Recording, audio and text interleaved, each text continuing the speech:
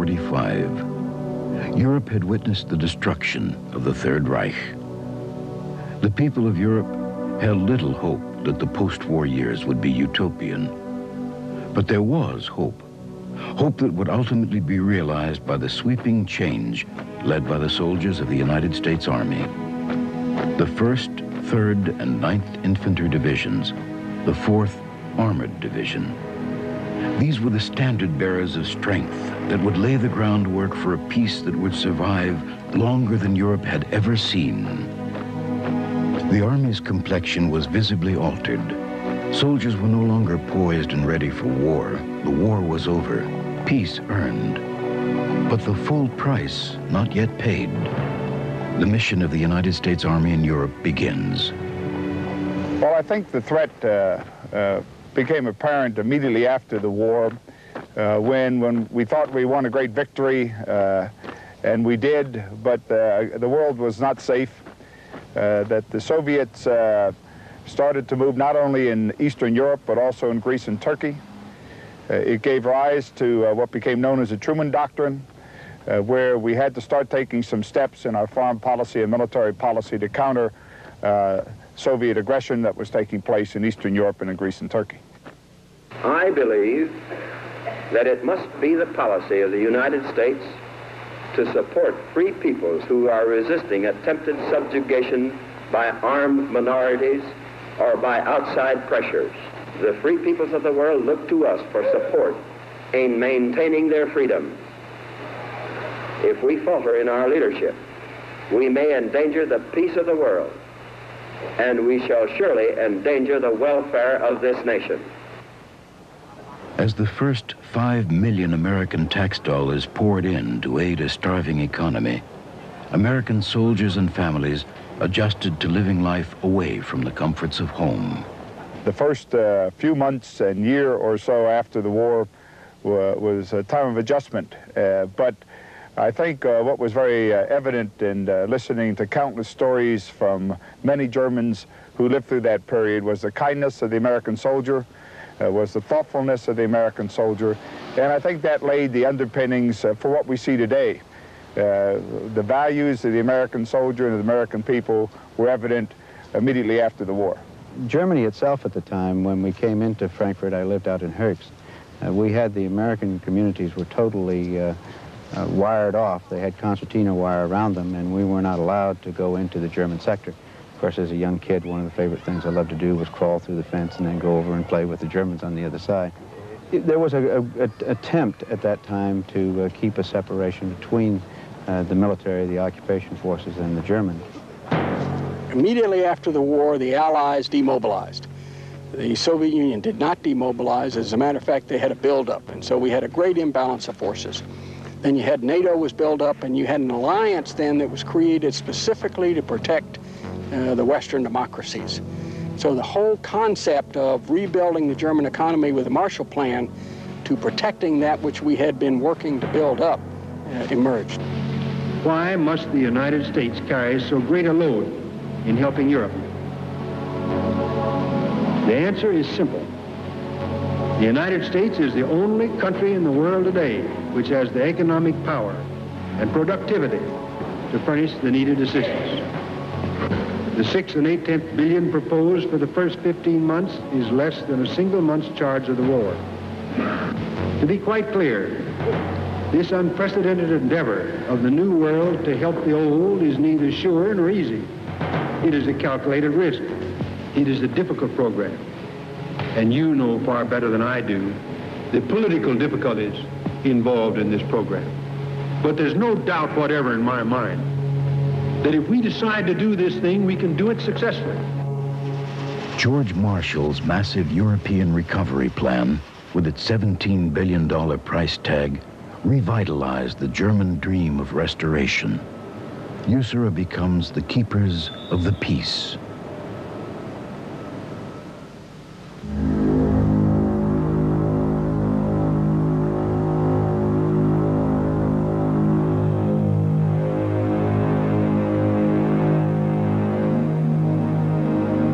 The growing hostility between the Western Allies and the Soviet Union became dangerously apparent on June 24th, 1948, the Soviets cut all roads to West Berlin from West Germany.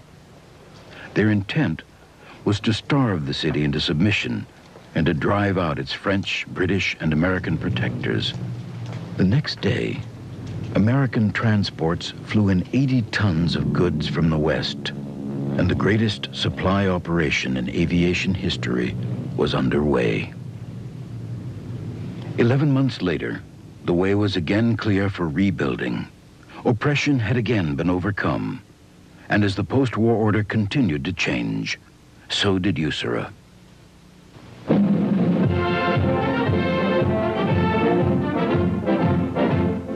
Another link is forged in the defense of Western Europe as representatives meet in Bonn, Germany, to sign a treaty that will bring Germany into the NATO military alliance. The United States, England, France, and Germany are represented in the pact that will eventually bring 400,000 Germans into the Western armed forces. Communist East Germany's reaction was swift. Another partial blockade was imposed on Berlin, and Red troops were reinforced on the east-west line. Shortly following the signing of this historic document, 4 other nations entered into a similar agreement which virtually restores Germany to a state of official peace. Despite violent Red opposition, NATO gradually brings the free nations of Europe into harmony and a unified army, and the security that brings. The Cold War threatened to turn into a hot one several times in the 1950s. In 1953, Soviet tanks were sent to East Berlin to crush anti-Soviet demonstrations. Again in 1956, the Soviets turned loose their tanks, planes, and infantry to throttle a gallant bid for freedom by its tiny satellite country, Hungary.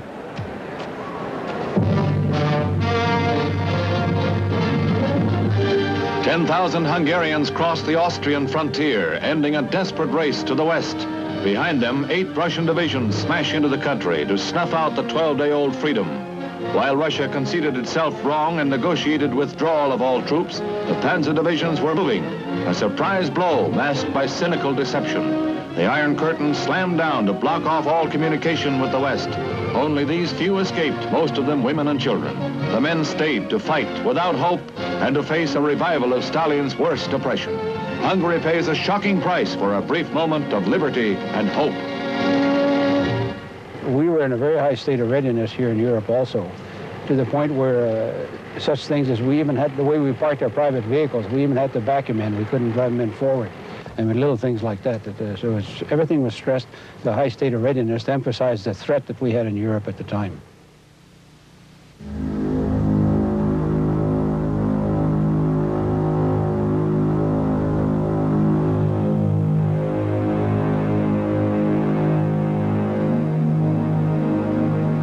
Berlin, 1961.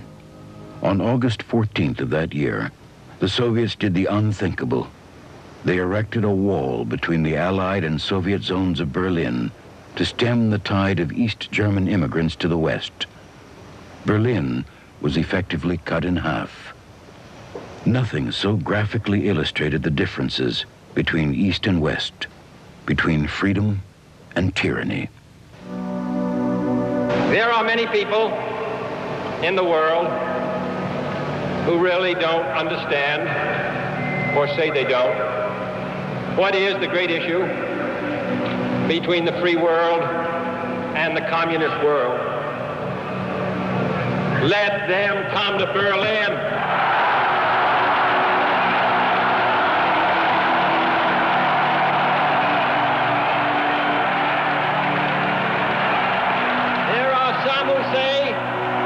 There are some who say that communism is the wave of the future. Let them come to Berlin.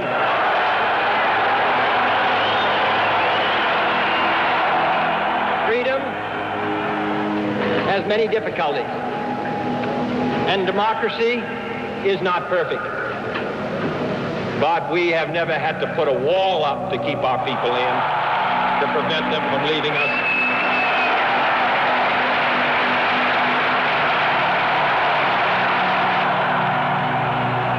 Freedom is indivisible, and when one man is enslaved, all are not free. All free men, wherever they may live, are citizens of Berlin. And therefore, as a free man, I take pride in the words, Ich bin ein Berliner.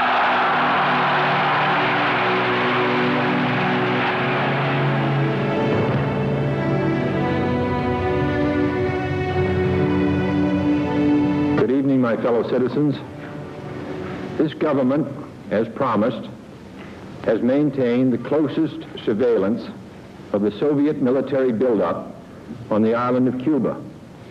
Within the past week, unmistakable evidence has established the fact that a series of offensive missile sites is now in preparation on that imprisoned island. The purpose of these bases can be none other than to provide a nuclear strike capability against the Western Hemisphere. It shall be the policy of this nation to regard any nuclear missile launched from Cuba against any nation in the Western Hemisphere as an attack by the Soviet Union on the United States, requiring a full retaliatory response upon the Soviet Union. We went to the field. We knew something was up because I remember my company commander briefing me in more detail than ever had before on what we were going to do if something happened. And when you put that together, it sort of gave you an atmosphere of these were a time of tension. This was a time of great significance, and we're not quite sure what's going to happen. The superpower standoff quickly shifted to another theater. President Kennedy committed United States forces to Southeast Asia. USAREUR felt the repercussions.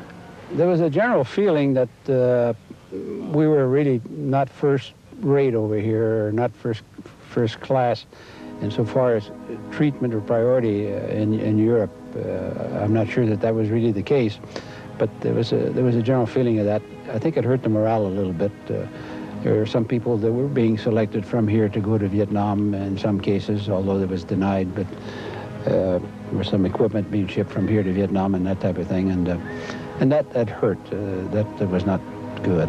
I think we did not separate the war from the warriors, so to speak.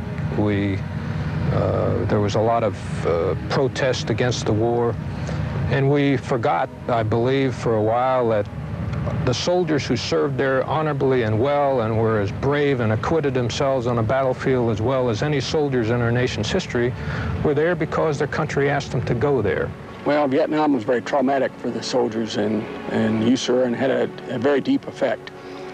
You would have 1 or 2 officers per battalion. You had people that didn't want to be here. You had people that had served one tour in Vietnam and were over here for a short period of time before they got out of the Army. You had the officers, the very junior second lieutenants that were here and knew that upon reaching their 18th month service, they were immediately going to be sent to Vietnam. They had very little cohesion, and they had very little money. And when you put those things together, it was a great commendation to the leadership of USAREUR that they were able to hold it together at all.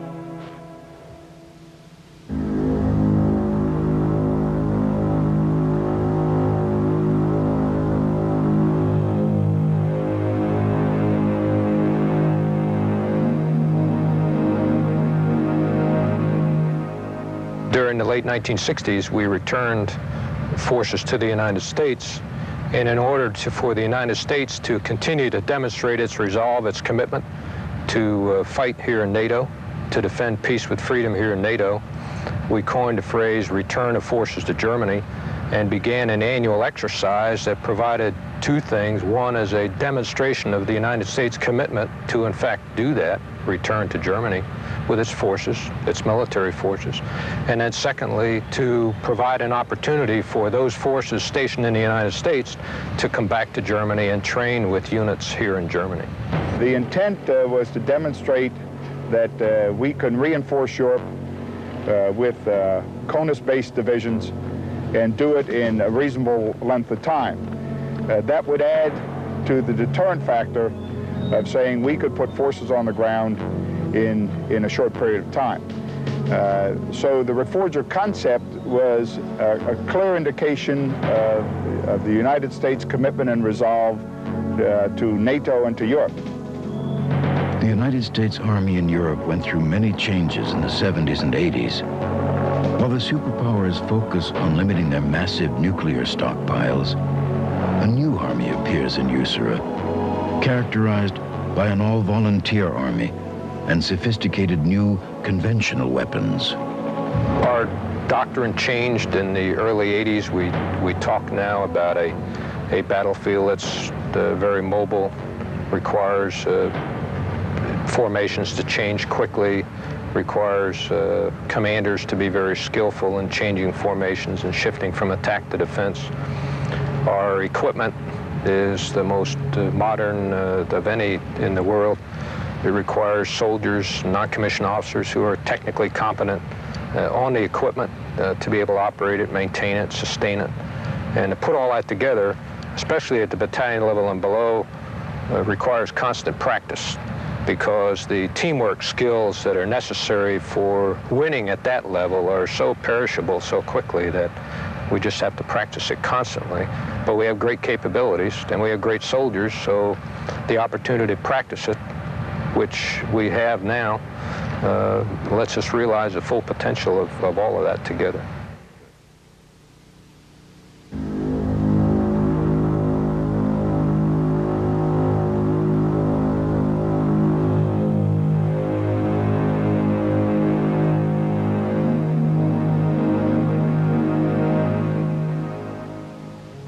I believe the silent heroes are the soldiers, family members, civilians who have come over here generation after generation, far from home, to serve the cause of peace and freedom.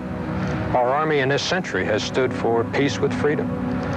And the soldiers who have come and served here, many whose children have come back and served here all these years, standing watch, ready to fight for freedom if that's necessary, have provided the shield within which democracy has been able to flourish here in the West. And now, after some time since 1945, when freedom was stalled temporarily at the Iron Curtain, it is on the move east without any need for any kind of military action.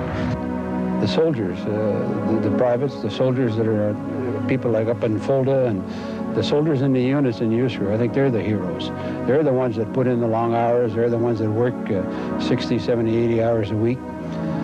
And I'm not too sure that they always got the recognition that they deserve. They're really the heroes.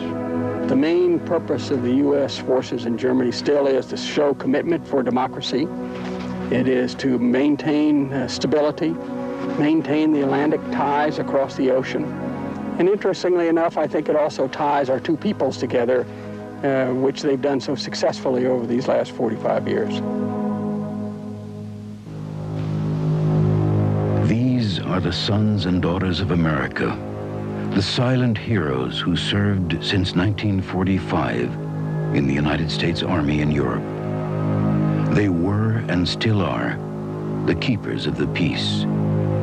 They made the reshaping of Eastern Europe possible, not by aggression, but by perseverance. They served the ideas that have made America the guiding light of democracy. They promised freedom and liberty to the oppressed, and their vision laid waste the barriers of injustice. I'm very proud to wear the uniform. I think we have a great history, and I would like to continue to be a part of the United States Army. It's when the little kids come out, and we're rolling through a town on maneuvers, and the little kids come out there running to see you, and they're waving, and they're jumping up and down. And when we stop and they come up there, you sit there and you barter with them. I'll give you a piece of this MRE, you give me a Coke, and these kids are like in awe of you, and it's something great. It's something that you feel proud that you're over here, and that the people enjoy you over here. That you give something to these people that they might not have. If we hadn't been here for the last 40 years, who knows what could have happened? Who knows, this could be an East Bloc country where there's no freedom and there's no freedom of movement or speech. And I think us being here and those little kids proving it, it's great. Hey, Captain Jack! Hey, Captain Jack! Bring me the harbor of I see soldiers who are very serious about what they're doing, who have not lost their focus, and the focus is to train, to be prepared to fight, win, and survive should they be called upon to do that. And so there has not been a loss of that focus. With all the talk of drawdowns, with all the talk of peace, with all the talk of the changing situation here in Europe, has not detracted one bit from the soldier's focus, and that is training. And so when I go out here to the field, that's exactly what I see. I see them training hard, training smart, training tough. They understand that the reason why a lot of what has happened in the East is a result of our professionalism and our readiness. And so they know that in order to keep the process going, they have to maintain that high state of readiness. So they're still focused on hard training. I've got the best troops in the Army, you can bet on it, because I trained them.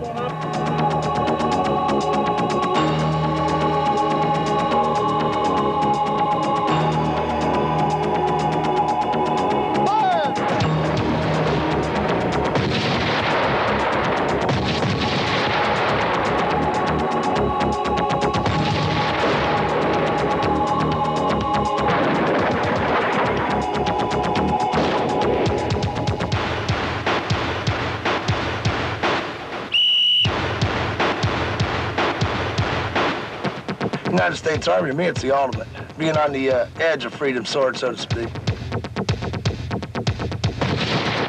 We all have a common bond here. We train together, we live together.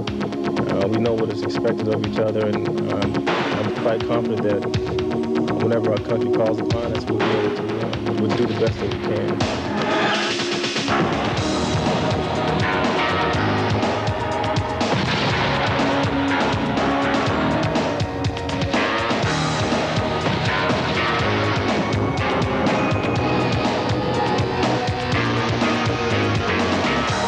Together, we have kept the peace. We have 45 years of success, and we don't intend to let it drop right now. And so now's the time to hang tough.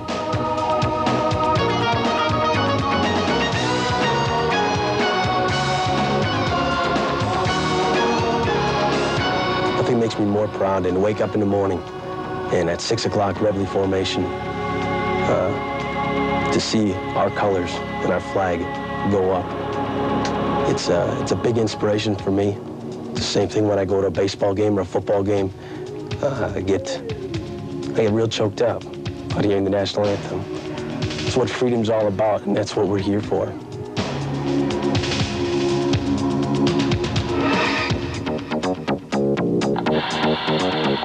Cordova, this is where Strike 6 go. Cordova, 4-1.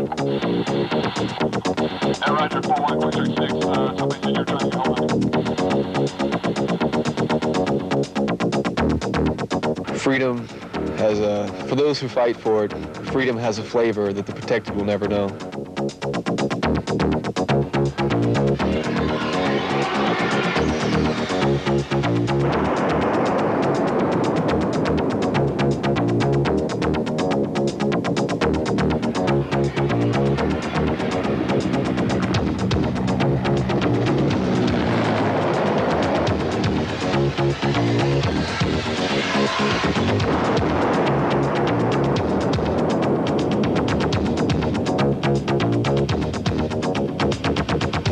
The silent hero are all those soldiers that when they're asked to do something difficult, put the pack on and trudge off to do the job. They're in the motor pool, they're in the barracks, they're on the border, they're at Graf, they're in Hohenfels. Those are the silent heroes.